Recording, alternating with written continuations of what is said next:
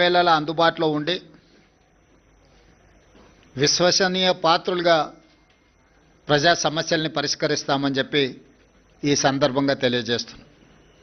మీకు అందరికీ తెలుసు, వివిధ రకాల విశ్లేషణలు, వివిధ రకాల పత్రికలలో ప్రకటనలు, రాజకీయ నాయకులు వాళ్ళ పార్టీలకు సంబంధించిన వివరాలను చాలా సందర్భాలలో అన్వయించడం, విశ్లేషించడం, వివరించడం జరిగింది. ఈరోజు మా పక్షాన ఫలితాలను, మాకు అందిన సమాచారము మీ ద్వారా తెలంగాణ ప్రజలకు, మీడియా మిత్రులకు వివరించాలని మంత్రివర్గం అందరం కలిసి తీసుకున్న నిర్ణయం ప్రకారము 12,702 గ్రామ పంచాయతీల ఫలితాలలో 7,527 గ్రామ పంచాయతీలు కాంగ్రెస్ పార్టీ, 808 కాంగ్రెస్ పార్టీకి సంబంధించిన రెబెల్స్ ఈ ఎన్నికలలో నెగ్గడం జరిగింది.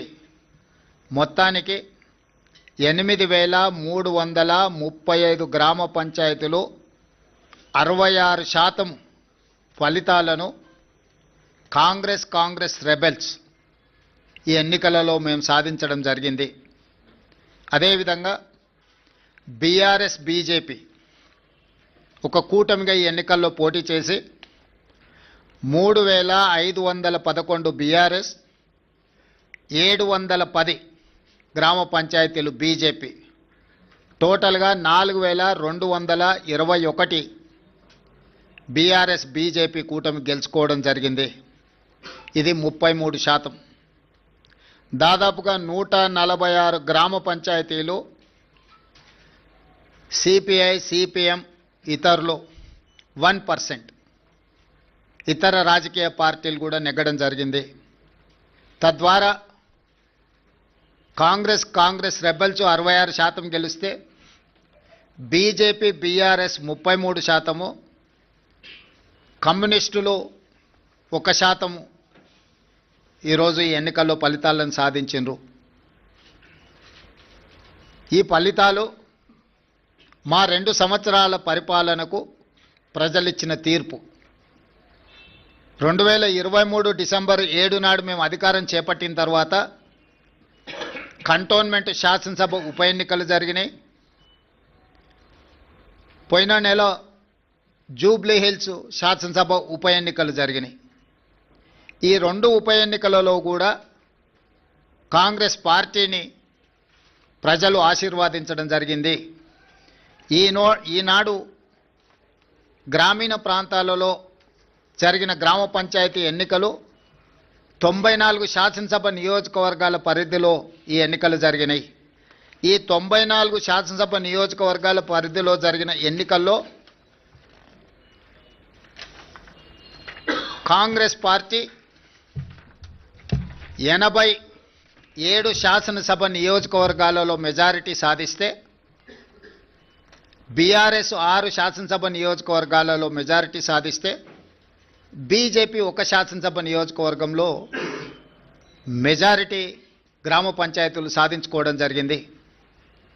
బీఆర్ఎస్ దుబ్బాక, హుజూరాబాద్, జనగాం, సిద్దిపేట, సిరిసిల్ల, సిర్పూర్, కాగజ్ నగర్లో మెజారిటీ సాధిస్తే ముదోల్లో బీజేపీ అధిక గ్రామ పంచాయతీలను సాధించడం జరిగింది.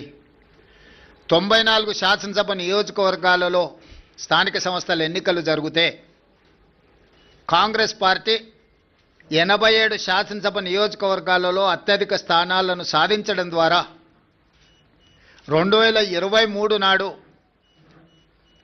మేము సిపిఐ కలిసి సాధించిన 65, 66 శాసనసభ నియోజకవర్గాలతో పోలిస్తే ఇప్పుడు ఇంకొక 21 శాసనసభ నియోజకవర్గాలు అధికంగా గెలవడం జరిగింది. బీఆర్ఎస్ నాయకులు ఉప ఎన్నికల సందర్భంగా రెఫరెండం అన్నారు. వాస్తవంగా పట్టణ ప్రాంతంలో ఉన్న 26 శాసనసభ నియోజకవర్గాలలో జనరల్ ఎలక్షన్లో మేము 1 సీటు కూడా సాధించలే. కానీ జరిగిన 2 ఉప ఎన్నికలు హైదరాబాదు మహానగర పరిధిలో జరగడంతో ఆ 2 నియోజకవర్గాలలో కూడా ఈ 26 మహానగర పరిధిలో ఉన్న శాసనసభ నియోజకవర్గాలలో ఉప ఎన్నికలు జరిగిన 2 శాసనసభ నియోజకవర్గాలలో ప్రజలు తీర్పిచ్చారు. స్థూలంగా నేను చెప్పదలుచుకున్నది, రాష్ట్ర స్థాయిలో అది పట్టణ ప్రాంతం కావచ్చు, గ్రామీణ ప్రాంతం కావచ్చు, ఈ 2 సంవత్సరాలలో జరిగిన ప్రతిష్టాత్మకమైన ఎన్నికలలో మా ప్రభుత్వానికి విస్పష్టంగా ప్రజలు ఆదరించి గౌరవించి అత్యధిక స్థానాలను కట్టబెట్టినరు. దీనికి ప్రధానమైన కారణం పేదలకు మేము అందించిన రేషన్ కార్డులు, పేదలకు మేము అందించిన సన్నబియ్యం, రైతులకు మేము మాఫీ చేసిన రుణమాఫీ, రైతు భరోసా, బోనస్ 500, పండించిన వరి ధాన్యాన్ని మొత్తాన్ని కొనడం, ప్రతి పేదవాడికి 200 యూనిట్ల ఉచిత కరెంట్, మహిళలకు ఆర్టీసీలో ఉచిత బస్సు ప్రయాణం, 500 రూపాయలకే సిలిండర్ ఇవ్వడం, 27,000 కోట్ల రూపాయలు మహిళలకు 0 వడ్డీతో రుణాలు ఏర్పాటు చేయడం, ప్రతి విషయంలో 4.5 లక్షల ఇందిరమ్మ ఇండ్లు పేదల ఆత్మగౌరవం కోసం వాళ్ళకి ఇండ్ల కేటాయించడం.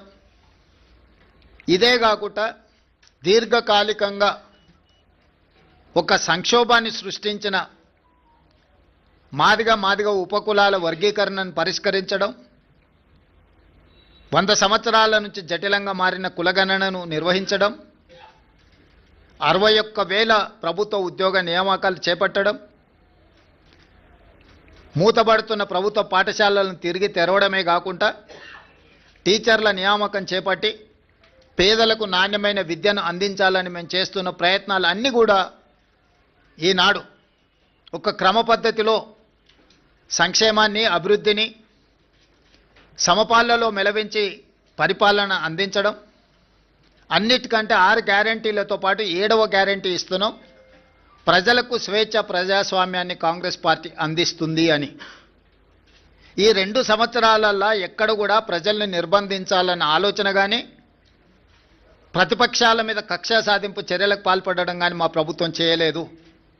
ఈ ఎన్నికల్లో కూడా మీరు చూసినారు, స్వేచ్ఛగా ప్రజలు ఎవరికి నచ్చిన రాజకీయ పార్టీ మద్దతుతో వాళ్ళు ఎన్నికల్లో పోటీ చేయడమే కాకుండా ప్రజల దగ్గరికి వెళ్ళి వాళ్ళు ఓటు అడిగి ప్రజా తీర్పును కోరినరు. ప్రజలకు కూడా స్వేచ్ఛగా తీర్పునిచ్చే అవకాశాన్ని మా యంత్రాంగము, ప్రభుత్వము, పార్టీ అన్ని రకాలుగా ప్రజాస్వామ్యబద్ధంగా ఈ ఎన్నికలు నిర్వహించినాం. మొట్టమొదటిసారి తెలంగాణ రాష్ట్రం వచ్చిన తర్వాత ప్రజలకు ఒక స్వేచ్ఛాయుతమైన వాతావరణంలో ప్రజాస్వామికబద్ధంగా ఎన్నికలను నిర్వహించడం జరిగింది. ఈ ఎన్నికల్లో అధికార దుర్వినియోగానికి పాల్పడడం కానీ,